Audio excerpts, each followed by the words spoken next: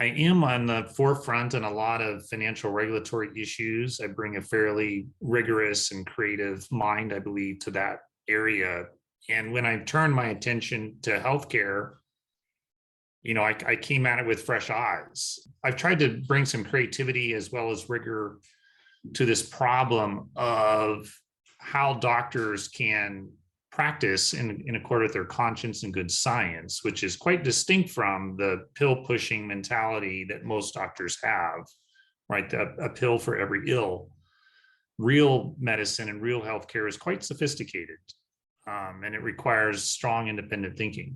The existence of the PMA is not on a government website somewhere like a corporation is. It is not subject to annual disclosure requirements and compliance requirements like a tax exempt entity, is like a C1, C3, or what have you, right? You're just not, there is no official body of regulation that applies.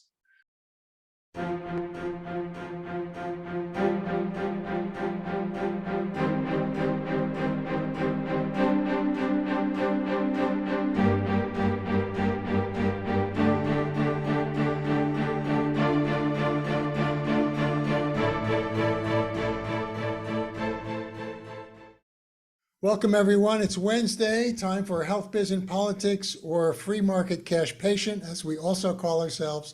We have a good show for you today. And if you're new to the channel or just tuning in, let me share with you our screen with you where you can go for information in terms of who's coming on the show, what's happening, who's coming, all of that good stuff. So it's your-mp.com. Your marketplace, that's the MP for health, wealth, and freedom, which we are all working on, I imagine. And if you come over to your media hub, just click on that, not the other ones, you will see our Wednesday and Thursday shows, which are always interesting, and health, biz, and politics. And then Thursday is, of course, our Freedom Hub show, which is a much broader array of topics. Policy, corporate, regulatory capture, all of that stuff. And go down to the bottom if you want to find out afterwards where they are, link to our channels right here, BitChute, Buddy on YouTube, etc. Let me turn it over to you. Stop the share. You can introduce our topic as we move forward to take over and create our new health system. Gladly. Yeah. Jim and Dan Wheeler, welcome back. Thank you. We had Dan on half a year ago, or maybe a year ago. Jim and I never remember because this is a 5-year-old show going on every week except holidays. And when he spoke about private membership associations, he wasn't the first, he was the third. Prior to him, we had Dan Knopfsinger present, I think also twice, on using that PMA structure to protect high-level healers and their patients from interference from, the bureaucrats and the cartel. And before Dan, or actually between Dan's two events, we had Carla Dahlstrom present, and she's a PMA vendor. So she helps not just healers, but entrepreneurs in a lot of different markets use the PMA structure to allow for quality goods and services without having to stoop to the lowest common denominator standards foisted on Americans and humans by incumbent cartel players. When Dan isn't helping innovative healers and patients who want their high quality services, he is a bank lawyer, a lawyer and a banker, and a very innovative one, which also is interesting for Freedom Hub because someone like him presented half a year ago, Frank Trotter, whose Everbank I used to be a member of a decade ago, online banking. And Frank presented how an online bank could really respond to the maturing consumer demand for more cyber currency options, gold-backed options, et cetera. And Dan's perfectly welcome to comment on that during the Q&A if he so chooses. He is a helper for an organization whose acronym is PPRM, Physicians and Patients Reclaiming Medicine. And that is more important than ever, given the last 3 years of tyranny around healthcare that has affected normal humans. specifically in healthcare. There's 4 threats that I identified in the alert promo. The biggest one for healers are the captured medical licensing boards that will steal your license if you dare to go outside the protocols, which are dominated by algorithms formed by pharma. And the FDA also is a puppet of pharma. If you do try to use quality care around the natural area, you will be hounded and persecuted, and they'll collude with the licensing boards to get you. Hospitals too will get you if you act like Dr. House or a maverick doctor. They have what's called sham peer review, and lawyers like Dan know all about that.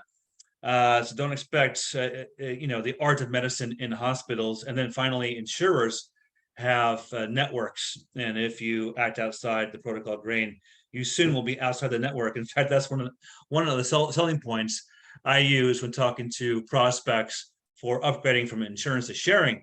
It's because insurance companies, no matter what you use, they all have networks. And what good is a network if you get cancer or heart disease and you can't see the doctor you want to go see? I think 30,000 feet, we want to keep in mind the blockbuster study by Dr. Ionnides that a third of pharma trials aren't reproduced, and therefore you can't really show efficacy from those trials. And you have to be careful and study yourself, well, what kind of medicine you want put into you. And finally, we've heard Trump echo what RFK has said around what the real epidemic is, and that is chronic disease. It's gone from 10% in the 80s to 50% today. And the allopathic mainstream medicine is fairly impotent to stop that train. So I think those are enough reasons to justify this topic. How important is the PMA structure and other health freedom efforts? Mr. Wheeler, take it away. Sure. Well, I'm privileged to even have the opportunity to talk to this group. Like many people, I was someone who went through a dramatic awakening. I had no ties to healthcare other than I personally try to keep myself healthy. So my eyes have been opened dramatically, in the last few years as a result of the pandemic. And what I've come to see is these dangerous and fraudulent COVID vaccines. That was really the impetus for me. I have one of my best friends has stage 4 cancer, turbo cancer, a result of the vax. So I'm deeply personally invested in this. Through some miracle, the doctor to whom I was assigned through my insurance company is a health freedom doctor. And I believe she saved my life by quietly cautioning me away from the COVID vaccine. I watched people, as I said, my best friend now in stage 4 terminal cancer, from which I was saved by a miracle. As Charles mentioned, I am on the forefront on a lot of financial regulatory issues. I bring a fairly rigorous and creative mind, I believe, to that area. And when I turned my attention to healthcare, I came at it with fresh eyes. I'm not trained as a healthcare lawyer, and so a lot of what I see out there is startling. So I've tried to bring some creativity as well as rigor to this problem of how doctors can practice in accord with their conscience and good science, which is quite distinct from the pill pushing mentality that most doctors have, right? A pill for every ill. Real medicine and real healthcare is quite sophisticated, and it requires strong independent thinking. We've all seen how doctors across the country have been ruthlessly persecuted by medical boards for the words that they speak, for trying to prescribe things like ivermectin, things that, Nobel Prize winning medicine that suddenly is deemed off limits by the big pharma. So how do doctors, right? This tiny minority of doctors, unfortunately, who do want to practice this way, but waiting in the wings, there's a significant contingent of physicians who would love to practice this way, but are under intense pressure. And these are doctors with families, and it comes at great personal cost, right, to step outside the narrative. Great personal cost, because you lose your license, you lose your livelihood, and it is a formidable weapon against doctors. So the organization that Charles mentioned, we're focused on how to defend doctors from medical board persecution. That's sort of playing defense, but playing offense. I've come up with this vision statement that I've been sharing with a few people, those who would listen. It really became imperative to me when I was at the Steve Hirsch sponsored litigation conference in Atlanta a few months ago. And I heard some of the thinking that was, evolving from some of the leading physicians in this area, well-known names. And among the ideas is, just to give you an example, is this idea that doctors should, get licensed, or medical practice get licensed in a Native American reservation, and use that license as a passport throughout the country, then to practice license in accord with how the reservation may allow. I was startled to hear that idea, and that it is being taken seriously. I understand the intrinsic appeal, right? It's get a license from a friendly jurisdiction and use that to preempt or trump unfriendly jurisdictions like California or New York. That exact thinking and logic has been tried in the financial sector. There's a well-known payday lender called Cash Call that tried that strategy. They get licensed in a tribal license, and then presumably they're free to offer payday loans. Without getting into payday loans, right? They are regulated, and many states just don't allow them as a practical matter. That was shut down by all states where it was tried. It just doesn't work. Every state has jurisdiction to regulate health and safety of the people who reside within that state's borders. That's just a fact. So you can't use a tribal license, you can't use another state's license to go into the state and do what you want to do and hope that you give a free pass from that state's jurisdiction. It's just kind of a bedrock principle in law, and it's certainly how state regulators view themselves, as having power, absolute power practically, to regulate within their borders. All right, so how does this apply to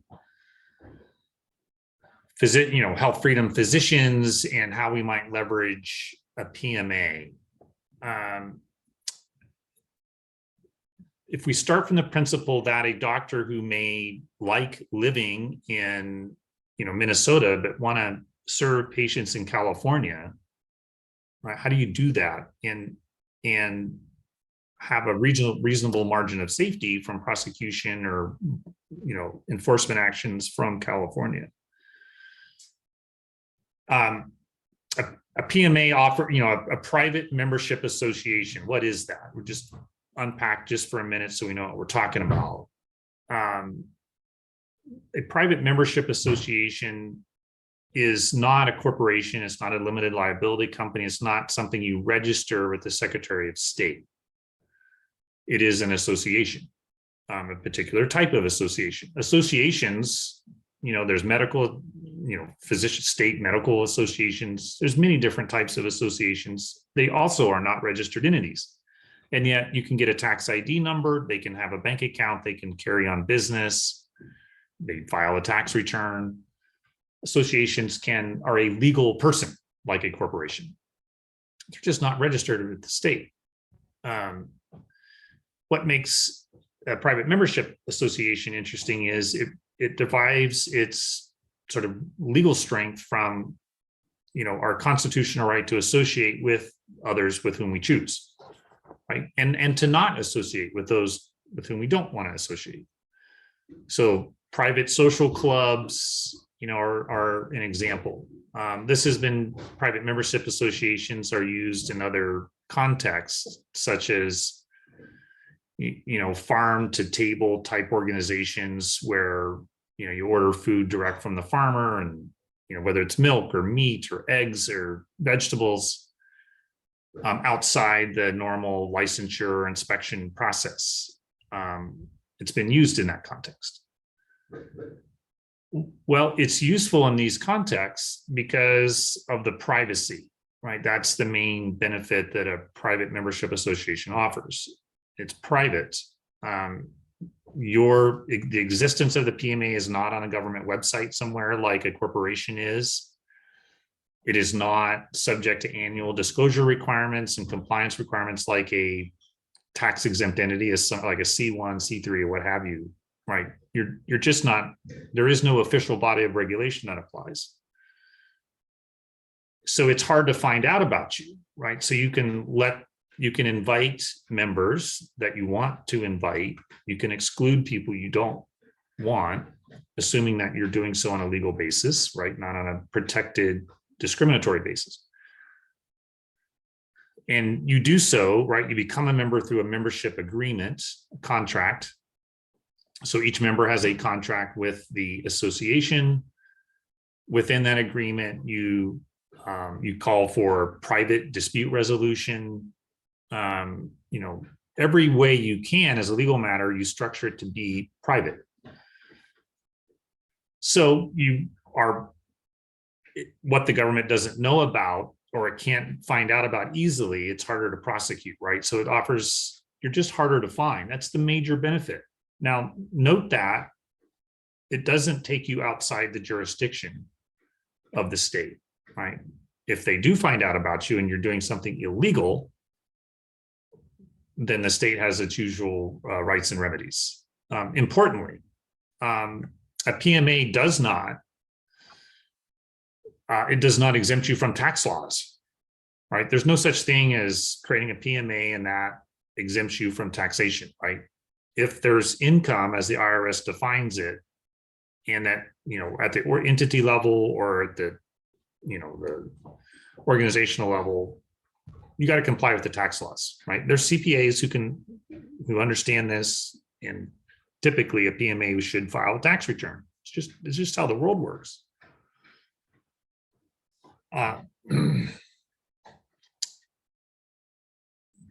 So again, I guess, again, how then does a PMA help the health freedom movement? How does it help the doctors and patients?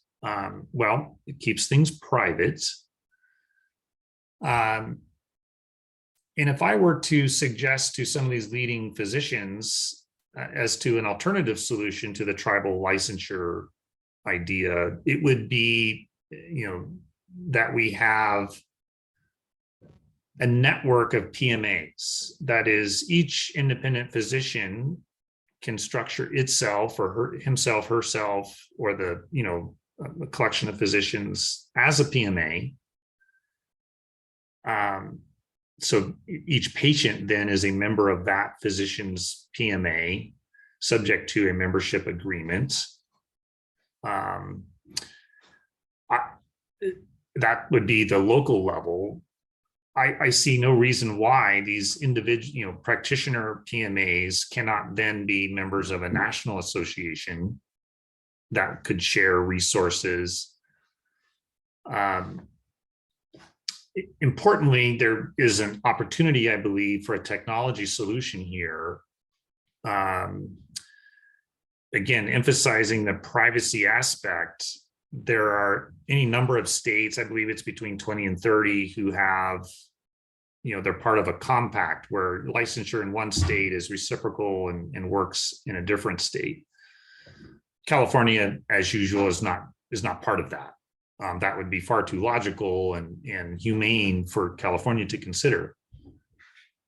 But by forming a network, right, physicians could maximize their reach, right? You can have a consultation with a patient in another state if you use that reciprocal licensure and you leverage the contacts and common technology platform of a national PMA. There's some things that I believe could be done at the, we'll say, the margin here. If patients are in a problem state, like again, California, this is it's the biggest market in the United States, right? The most people live here. It's the wealthiest population, et cetera. It's a market that if you're in this business, you should want to serve. So how do you do that if you're not licensed in, well, you should be licensed, right? So you can allocate referrals based on whether a physician is licensed in California. But you can even take another step in addition to that. With the right technology, you could anonymize these conversations, right? The physician could be identified by a number. Again, if advice can be rendered by a licensed physician, licensed to practice in that state, because it all depends on where the patient is, not where the physician is. The physician has a reciprocal arrangement or is licensed in that state. If the advice being rendered or the consultation is one in which it's contra-narrative, then anonymizing that conversation. So it is a licensed physician rendering the advice, but the name is not known to the patient. That helps preserve privacy, right? You just become a much harder target. So again, I'm not suggesting that board licensure rules be flouted. They should not be. If you are not a licensed physician in good standing, there are a number of things you can't do, like prescribe medications and other critical things. Naturopaths and others, right? You can dispense vitamins and all kinds of advice that aren't necessarily subject to licensure. So there's a good again, if there's a national network where referrals can be made appropriately, I think there's a big opportunity there. Similarly, I think if physicians can network in this way, I think there's a good opportunity for these cost-sharing organizations to backstop this. Backstop different types of healthcare. It could be siloed or divided up, depending on the expertise or appetite for the cost-sharing organization. I think that, again, where you can spread out costs over a much larger base, it could empower a medical board defense organization where it would work like malpractice insurance, right? You get an inquiry from a board, a particular physician gets an inquiry, says, hey, we suspect you of, acting contrary to our narrative. That gets kicked off to the defense organization, much like a malpractice defense organization. And that then gets referred out to the lawyers who handle that type of work.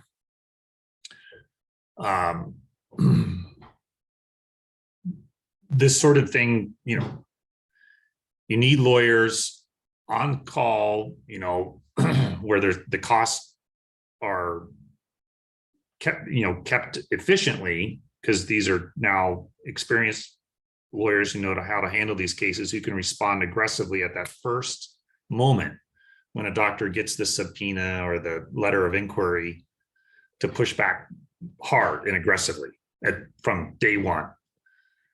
That will do a great deal, right? You make yourself someone painful to go after, that sets the incentives. They don't want to pick on you. They only pick on people that they think are isolated, defenseless, and out of money, right? They're bullies fundamentally. And so if we show them that, we're united and we've got very sophisticated network cost sharing arrangements in place, and that you pick on one of us, you pick on all of us, that's that. For my 2 decades of interacting with regulators, albeit in the financial side, the number one thing that they dread is work. They only want easy cases where people roll over and surrender at the first interaction. They hate work, and we want to develop a reputation as a body it's very hard to get information out of this. if you do pick a fight, it's one you're going to lose because we're well armed with money and good lawyers. Anyway. So PMA, I believe, is part of the solution. It is not the entire solution. It is not the entire solution. I believe is not. It's not easy, but it's certainly achievable. I think there's a deep hunger and a need for it. So I'll stop there and see what questions or discussion that elicits. All right, thank you. And no surprise, I see our first hand up. Charles, you're on. Thanks, Jim, and friends. Feel free to also raise your hand to ask a question. You'll find that icon under your reactions tab around the Zoom controls. Got a couple questions. I'll just start with one. That's a nice idea to have that board defense org for this network of PMAs, whether connected to a sharing organization or not. And I know we have some sharing professionals on this call, including myself. If anyone wants to upgrade from lousy insurance, what about the patients? So your organization has the word patients in its name as well. You know, the demand side of the curve of healthcare is so weak because every patient now just believes they have a Blue Cross card to slap down at the front office and say, "You take care of it. What's my copay?" You know, we're trying to create a cash market, get shopping going on, but it's so hard. For this private network that we need to create, is there any hope, or is it a complete waste of time to consider how to get patients engaged in this revolution? Well, I am not so this is outside my expertise. I can extrapolate from my own experience, right? I think on the demand side, the patients who want to be a part of this, who see the need clearly for it and are willing to pay for it, is a small population. But I'm one of them, right? I would pay out money. You could look at One Medical as somewhat of an example of this. One Medical, has a network of sort of general practitioner offices, and you pay a membership fee, an annual fee to be a part of One Medical. That's pretty good precedent. I mean, the annual fee is pretty reasonable. I think it was on the order of maybe $150 a year. Look, if you're a working professional, that's easily affordable and worth it, right? The value was there for One Medical. I envision a similar model, right?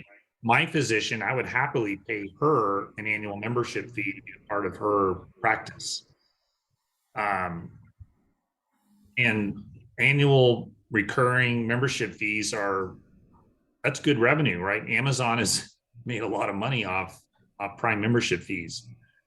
So I think by analogy, there's examples out there, and even if the initial patient set is rather small, I'm pretty sure that these people talk, right? And the happy experience they have is going to, organically grow the patient base. There are some moments in time where it's almost life or death, right? Think about vaccine exemptions now, how crazy difficult, basically impossible it is to get a vaccine exemption. If you're a patient who, a parent who sees the world clearly, there is no amount of money too great to pay to get your child a vaccine exemption, right? So there's a lot of value that these practitioners can provide, and for which patients will pay, I believe. I was thinking of a slogan as you were talking and brought this up. Do you want insurance to cover it, or do you want to get well? Right. I mean, maybe we need to start doing campaigns like that. That could wake people up. briefly, then you're up next, Linda. I was in the emergency room a few years back with like vertigo, dizzy. I mean, the room was turning and there was no reason for it to turn, you know. And the doctors were sure. I mean, they just kept looking at my heart. We know it's your heart. We want to keep you overnight. And my heart's fine. I know it's fine. Inner ear, I know that's where the problem is. And I ended up, staying overnight for observation. And in the end, yeah, it was inner ear. I was correct. A nurse came in and basically said, it sounds like you have ear crystals. That's easy. You can maneuver your head a little bit and they'll go away. And we can even take care of that in PT. And that's what happened. So even though I got $1,500 bill for the night or something, it was a simple cure. The nurse, who had additional studying and wasn't locked into licenses and things, told me what to do.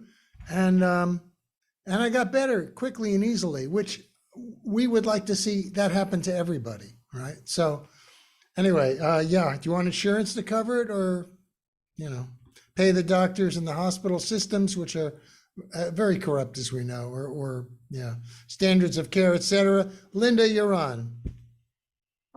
Yes, maybe I am wrong, but I think if we don't ban officially the Flexner report, nothing can change, because the health issue system has been transformed to profit, business, whatever. So this is my point.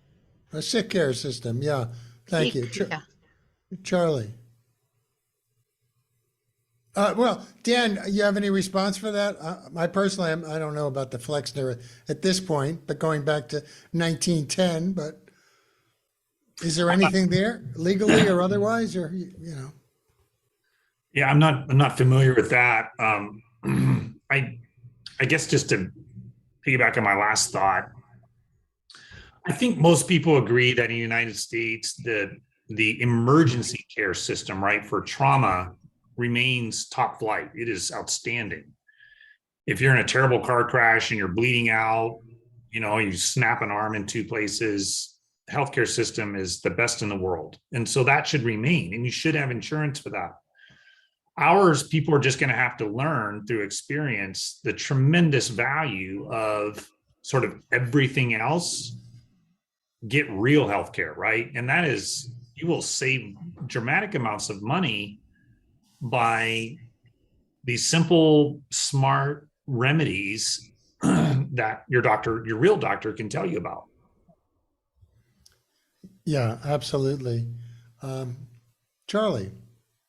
Thanks. Let me share my screen real quick here. You mentioned, let me hide this here. I have floating controls so I can see the screen. Zoom really is obnoxious in this way. When I'm not hosting this show, I'm lobbying for National Health Federation. And you mentioned looking at this campaign at the bottom, restoring trust in health authorities, the inability to escape states because of their police powers. And in this campaign right here, I start off with Chief Justice Marshall's decision from Ogden in 1824, where he said there is no federal health role because the police power is a state function. And from that, I cynically titled this campaign Restoring Trust in Health Authorities, because I have no interest in restoring trust in health authorities. And this campaign would devolve the bureaucracies that have no constitutional authorization. They're not in Article 1, Section 8, and they're easily replaceable by state public health authorities, where the CDC just kind of duplicates what states do. FDA, you could privatize that easily with Underwriters Laboratory, private certification. NIH, colleges, universities already study all kinds of stuff, healthcare included, and Medicare duplicates Medicaid.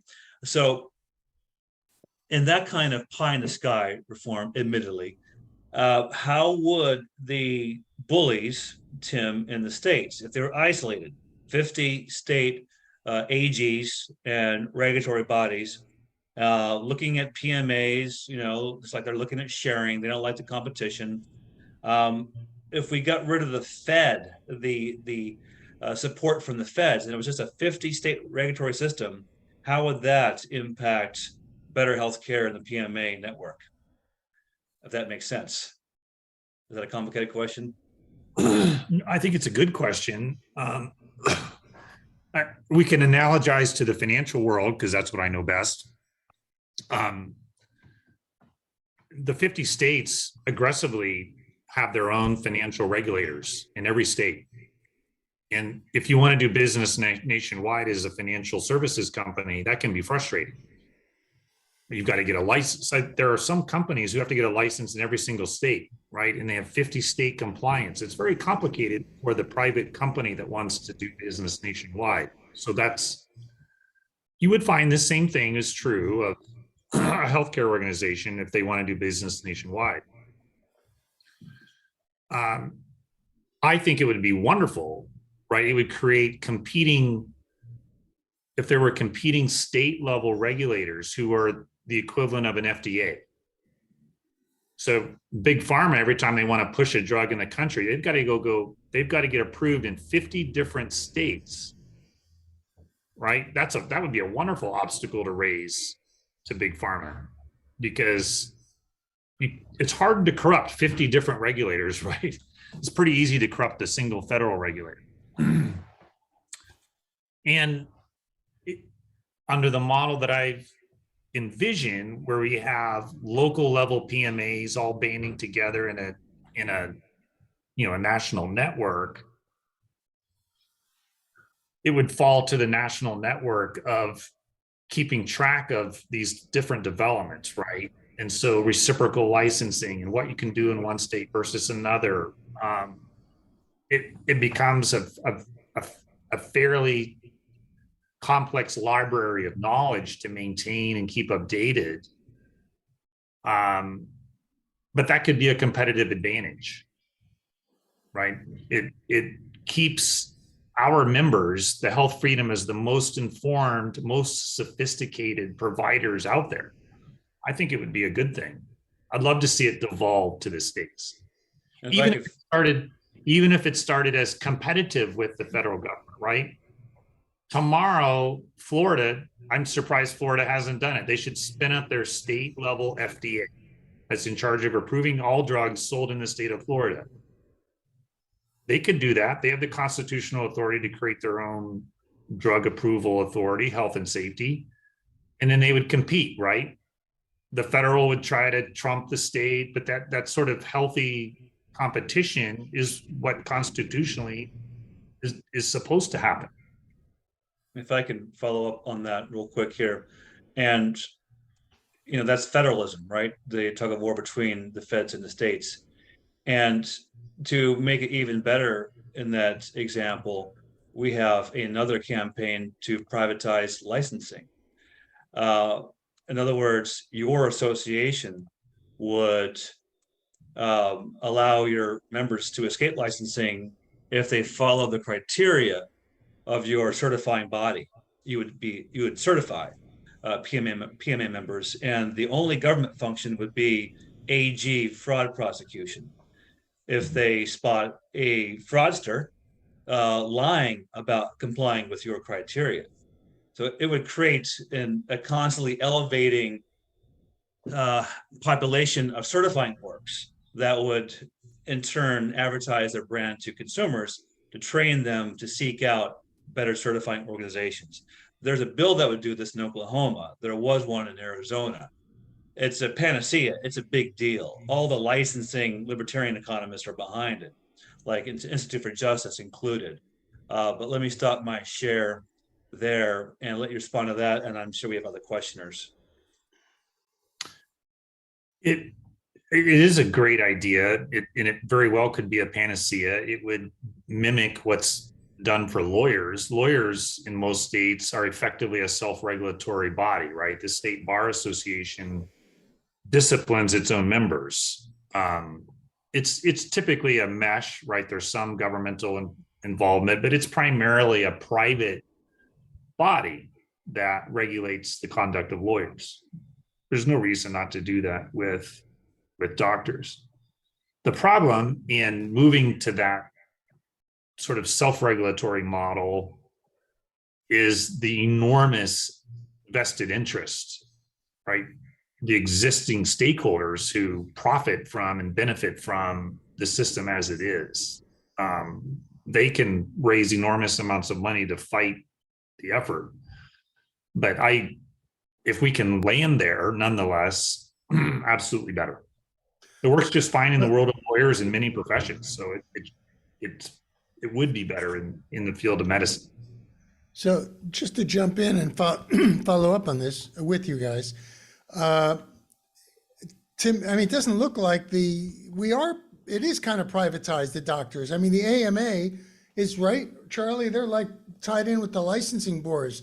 The FDA is another level, absolutely, at the federal level, what's going on, but you've got the AMA, which is, I think, private, really locking down what these guys can do. And I think it's the same with the Law Association, at least some of them. I just read the book, the Zyprexa papers, and it sounds like the whole court system or family, there's a psychological or psychiatry court system, maybe in some states, but they all work together, and the patients are having a hell of a time.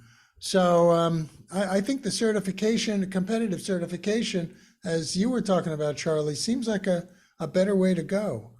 Well, the key difference that most folks don't understand is that certifiers right now are corrupt. They have a chance to collude with the bureaucrats to cartelize the system, oligopolize it. Competitive certification would remove the ability to monopolize. So if, Ms. Dahlstrom, who presented PMA, started her certifying organization, she couldn't monopolize it in Oklahoma or Texas. Dan could start a better one because it doesn't like the shysters hurting his brand. He'll start a higher level certifying organization and advertise to consumers to seek out his brand. And it would be a race to the top versus the lowest common denominator dynamic that infects licensing, because licensing doesn't improve quality.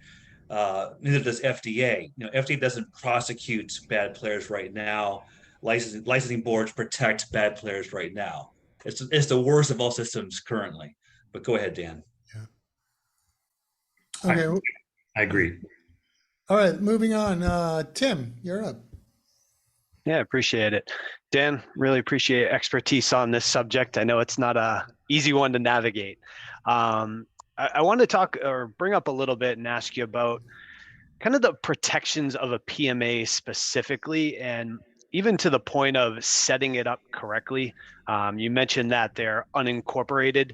I've seen or heard a lot of consultants talk about that setup, and sometimes even talking about having them incorporated in certain instances.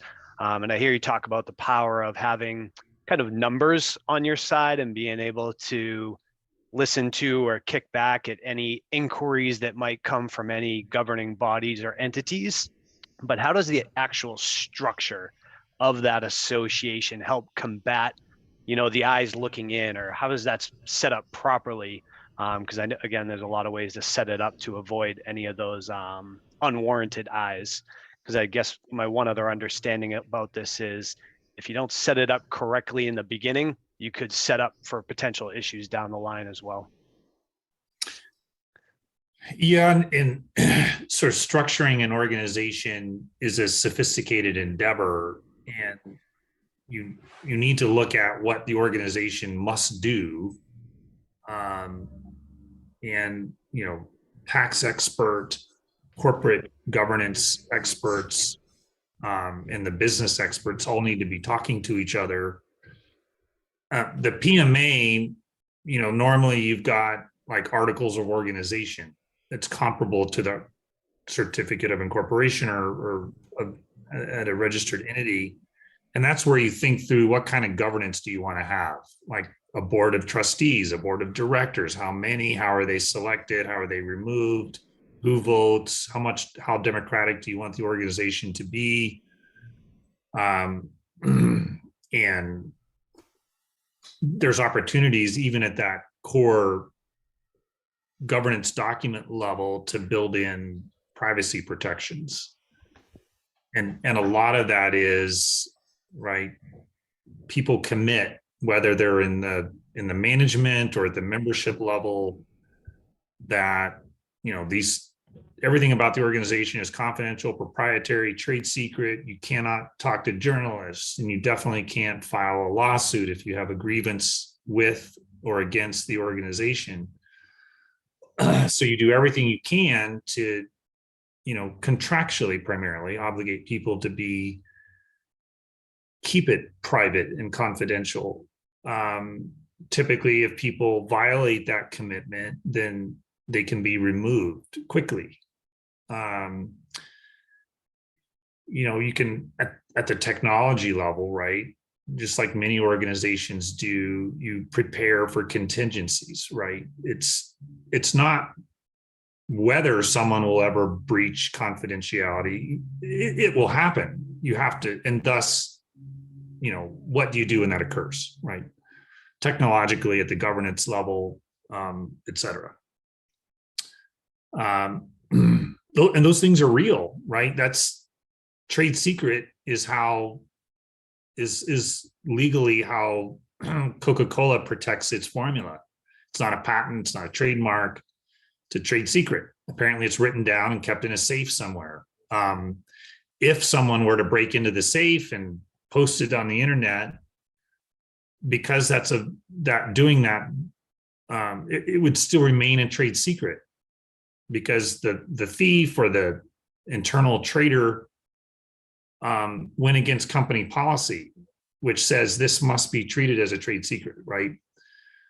So even if you have the rogue member or an informant or an infiltrator, if the organization, from its core governance documents, its policies, how it actually manages itself, is organized that all these things must be kept secret, if something does spill into the public and comes to the attention of a regulator, it can be hard to follow up on, right?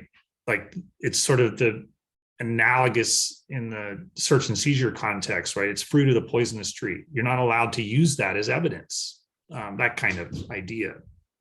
I don't know if that gives you a flavor for how you do it. One other point is too, depending on even the organization I work with, it's a two-part organization. There is a C3 part of the organization, and there's the PMA. That's, I think, very common, right? You can have a PMA linked with another type of entity. That's what we needed to do, right? To process donations, you need a C3. And those activities are siloed away from the PMA. But it's perfectly lawful to have overlapping management of the two entities or multiple entities, so that you could be confident the two entities will operate cooperatively. Yeah, and I appreciate your sentiment on PMAs in general, Dan, and that, you know, that they're not impenetrable, you know, but creating them with teeth, or as much teeth as possible, is really the key, because you do have kind of two sides of this. What some people out there say, hey, this thing, you know, is how you set it up. You set it up, no one can ever come after you. Where when I hear you talk, Dan, it's more like set it up properly, be prepared, because like anything, there's still the potential, and it's still going to inevitably happen at some point. It will. Yep. Count on it. Yeah, appreciate that.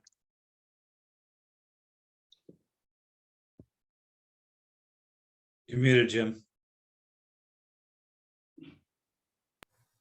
Yes, I am. Thanks. Sharon, I think you're up next. Dr. Sharon Ward, calling Dr. Sharon Well, hi, Ward. thank you. Yeah, I'm a traditional naturopath, so I was wondering how a PMA would work for that profession, especially in a state where they do not even have licensing for naturopaths, which is the case in a lot of the states. Would it even be necessary to set something like that up? I think if you do not need a license to engage in your profession as naturopath in your state, it likely then is not necessary, or at least the reasons for it are much less compelling.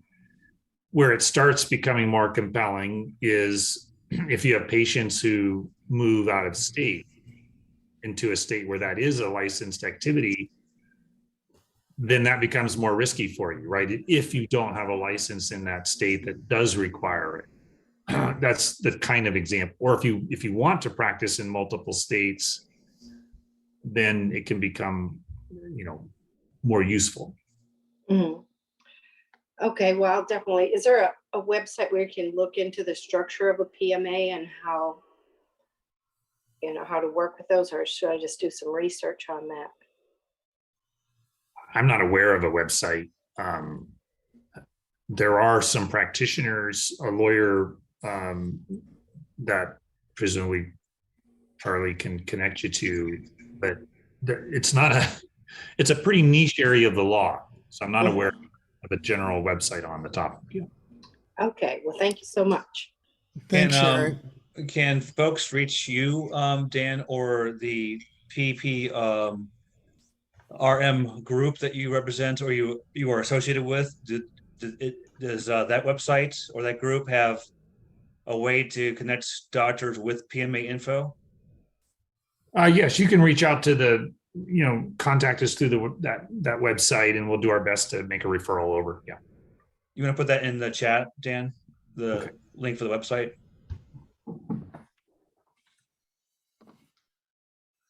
Charles Ford, I think you're up. Thank you. Interesting presentation, and thank you. A couple of points is, I think we're missing the need of what needs to be done. We're addressing symptoms. We're not attacking the root cause. It's not an argument between state regulation and federalism. The problem isn't there. The problem is very simple. The cure is very complicated and very difficult. The problem is very simple.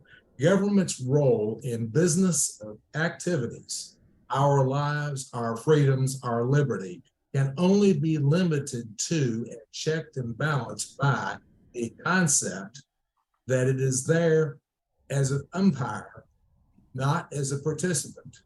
The problem that we're discussing this morning is that government at the state and federal level has become a participant, and the justification for that has been, we want to protect you from yourself.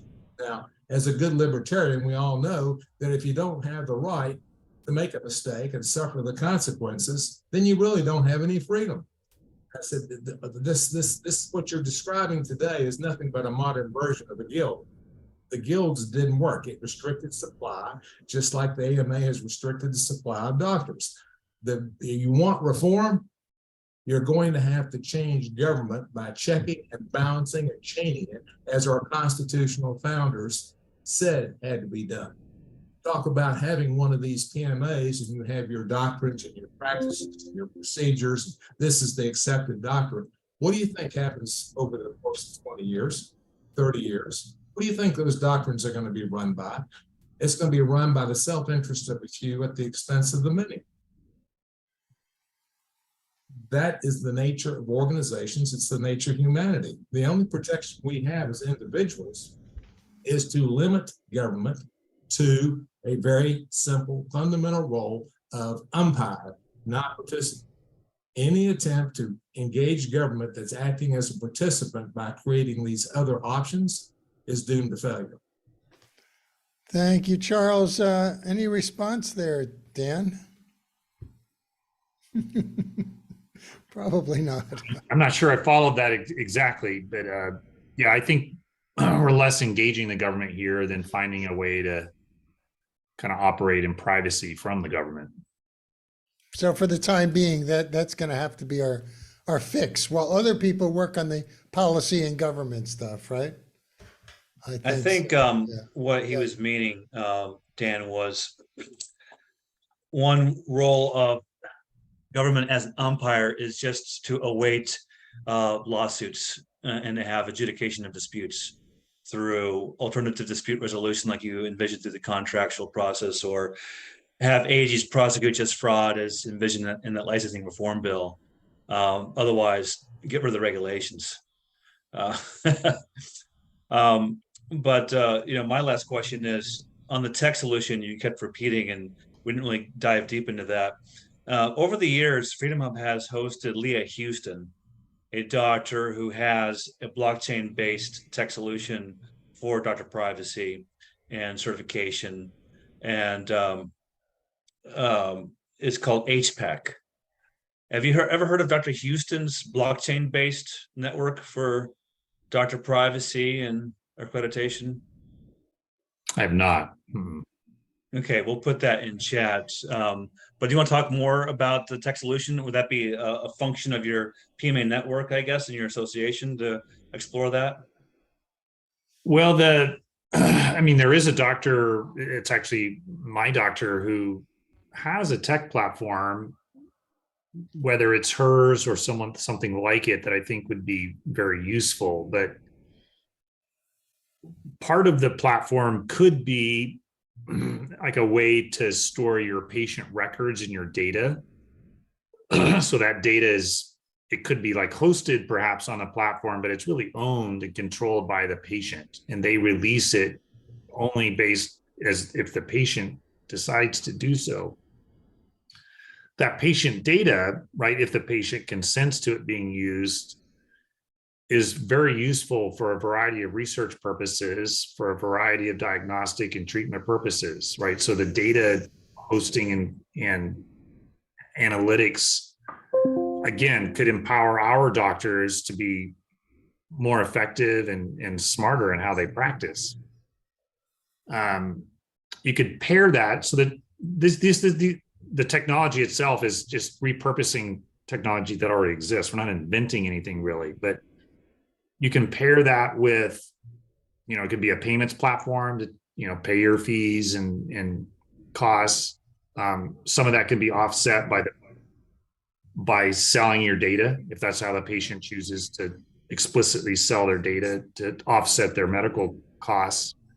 And it can be a two-way chat platform, right, where you can turn on and off the anonymity features, right? So maybe it doesn't show the doctor's name, or maybe it doesn't even show their face, just the voice, that kind of thing. That's the essence of the technology platform. That's not CJ Wilson's myhealth.us, is it?